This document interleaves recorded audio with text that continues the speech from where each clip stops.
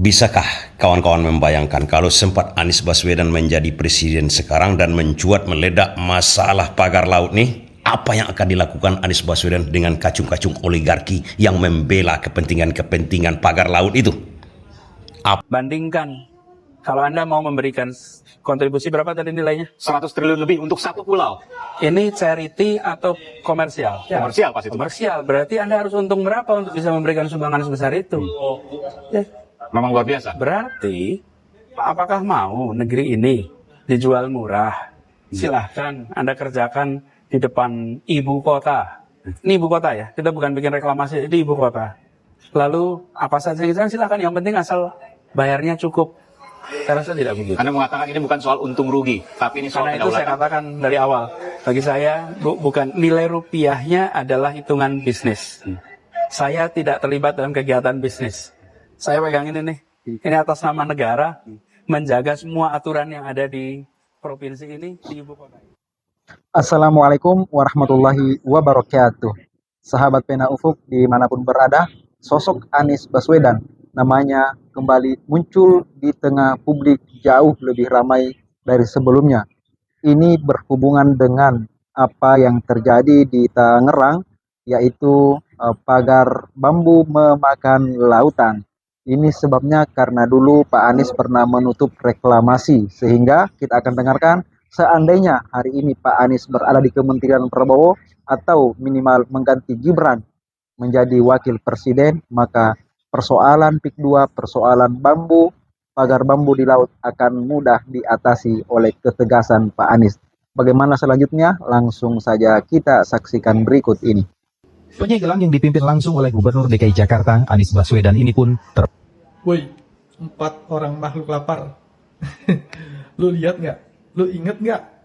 Lihat tuh Pak Anies, waktu jabat gubernur.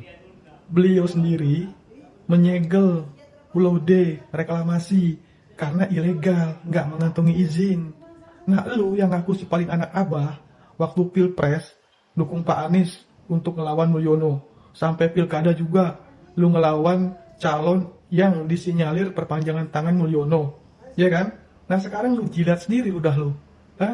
Lu bela oligarki yang di belakangnya itu ada Mulyono. Begitu. Jadi kalau lapar, ya lapar perut boleh, lu usaha, lu kerja yang halal, gitu. Jangan gara-gara lapar otak lu juga jadi kosong, lu jilat udah lu sendiri, gitu. Karena otak dongok lu, otak kosong lu, itu berimbas kepada masyarakat di Banten, gitu. Aduh, lapar sih, gitu. Cuman jangan tolol. Bisakah kawan-kawan membayangkan kalau sempat Anies Baswedan menjadi presiden sekarang dan mencuat meledak masalah pagar laut nih? Apa yang akan dilakukan Anies Baswedan dengan kacung-kacung oligarki yang membela kepentingan-kepentingan pagar laut itu? Apa kira-kira? Kalau kita ingin membayangkan, tentu saja harus ada objek yang sama atau kesamaan peristiwa. Ya, ada yang sama. Bagaimana cara Anies mencabut izin reklamasi dengan pagar laut?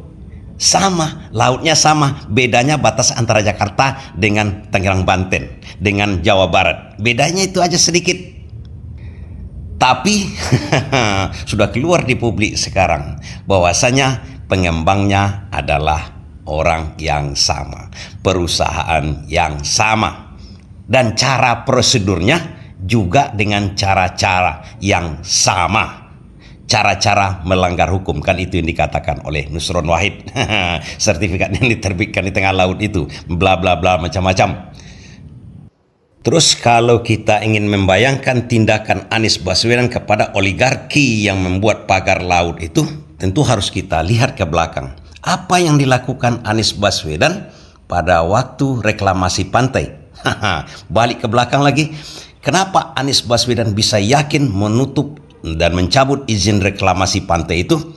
Malahan sebelum dia menjadi gubernur. Pada waktu kampanye baru. Coba bayangkan, belum menjadi gubernur. Kan eksplisit di pasal 4, wewenang dan tanggung jawab reklamasi ada pada gubernur. Karena itu ketika saya gubernur, saya akan memanfaatkan otoritas ini untuk rakyat banyak, bukan untuk sekelompok orang. Jadi ketika ada sebuah lahan baru, saya katakan untuk kepentingan publik. Ini nomor satu. Yang kedua yang tidak kalah penting, reklamasi itu sendiri yang sekarang dijalankan beda dengan yang ada di dalam Kepres ini. Beda sekali. Kalau Anda lihat bentuknya, di Kepres itu ada bentuknya. Yang sekarang berbeda sekali. Cukup, Pak. Nah, karena Anies mendapati kesalahan prosedur, rekayasa yang dibuat, modus-modus kejahatan yang dilakukan untuk reklamasi pantai itu. Sama juga dengan sekarang pagar laut itu, SHGB macam-macam itu bermasalah, kata Nusron Wahid. Dan begitu Anies Baswedan menjadi gubernur, begitu dalam proses untuk penutupan pencabutan izin reklamasi tersebut, Anies bukan dengan nyaman. Ada orang terkuat, bahkan mungkin lebih kuat dari Jokowi. Karena yang kita ketahui, yang mengeluarkan izin reklamasi itu zaman Ahok menjadi gubernur, oke? Ahok itu siapa? Ahok itu adalah Jokowi, wakil gubernur Jokowi. Begitu Jokowi menjadi presiden, Ahok kan jadi gubernur. Dan yang berlawanan dengan Anies Baswedan pada waktu izin reklamasi itu Ahok, Jokowi, dan ada satu orang di Indonesia ada bahkan melebihi kekuasaan Jokowi pada waktu itu, Luhut Binsar Panjaitan. Dan investasi. Ya. Secara profesional saya pertanggungjawabkan itu. Ya, secara profesional saya pertanggungjawabkan itu. Siapapun dia. Mau siapa dia ngomong sini. Jangan asal ngomong aja Republik ini, dia pikir apa dia? Emang dia siapa? Ngomong yang benar gitu.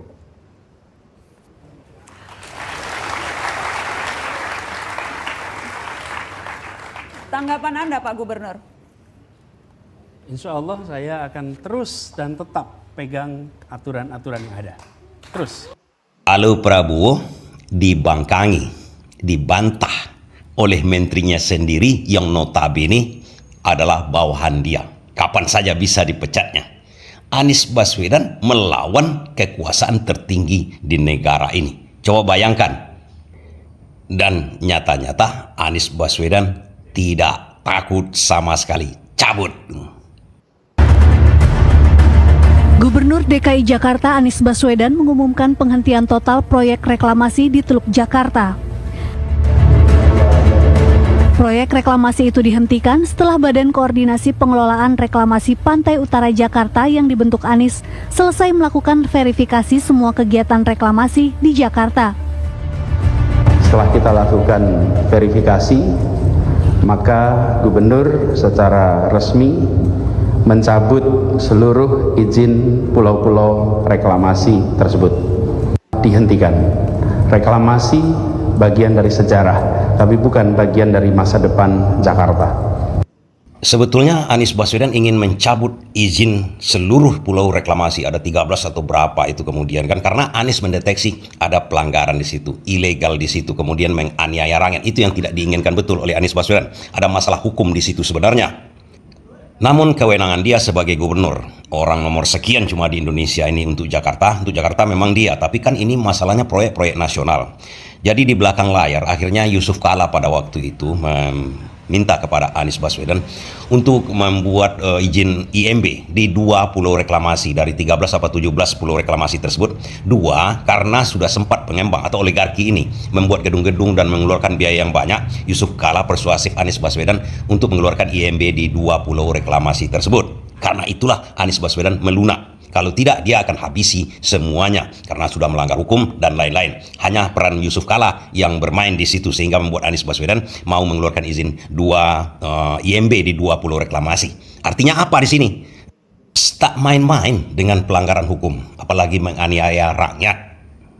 Dan wewenang dia sebagai gubernur dipergunakannya secara maksimum. Dia tidak bisa menjangkau yang lebih karena dia bukan presiden. Dia tidak bisa menjangkau ke arah hukum yang lebih daripada itu.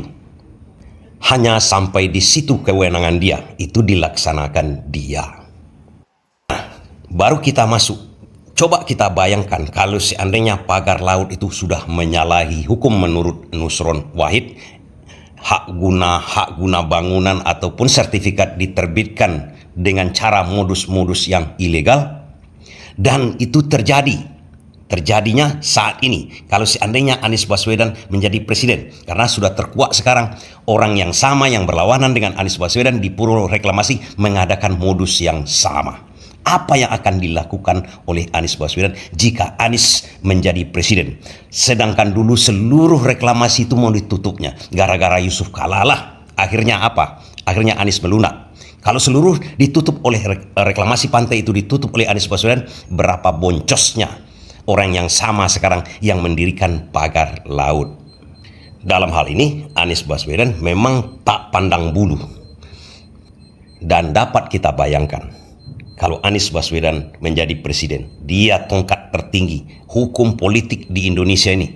Apa yang terjadi pada oligarki dan kacung-kacung oligarki yang sekarang lagi mempergunakan modus yang sama di pagar laut. Dan tak ada seorang pun yang bisa mempersuasif dia, membujuk dia lagi. Ini udah kepentingan rakyat yang dicederai.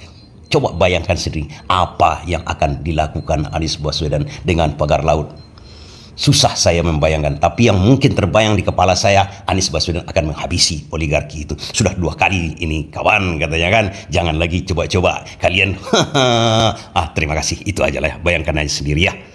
Perbincangan terkait dengan pagar bambu di laut terus memanas hingga hari ini, dan itu setelah pagar bambu tersebut dicabut dan menyeret beberapa nama, bahkan korporasi Aguan dan juga kepala desa Kohot juga terus diincar oleh netizen yang membongkar siapa nama-nama di balik ini, sampai laut pun bisa punya sertifikat dan juga sudah dikapling-kapling.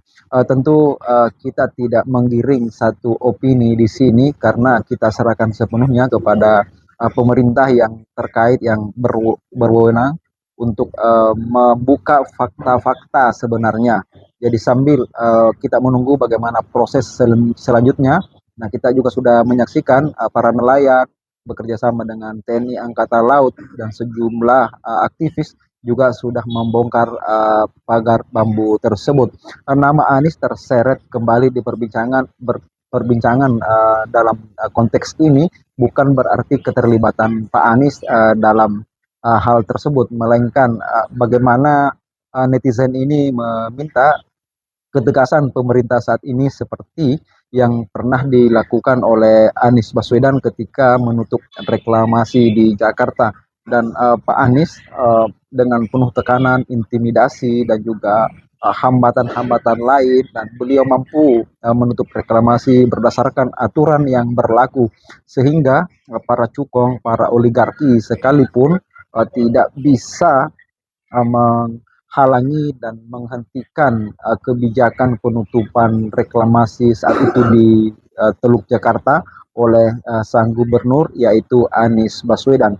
Nah, apa yang terjadi di Tangerang, tentu pemerintah harus berpikir bahwa memang di sana mungkin banyak meraup keuntungan besar, tapi pandangan publik akan di sisi lain akan mengancam masyarakat setempat dan juga akan mengancam kedaulatan Indonesia secara jangka panjang.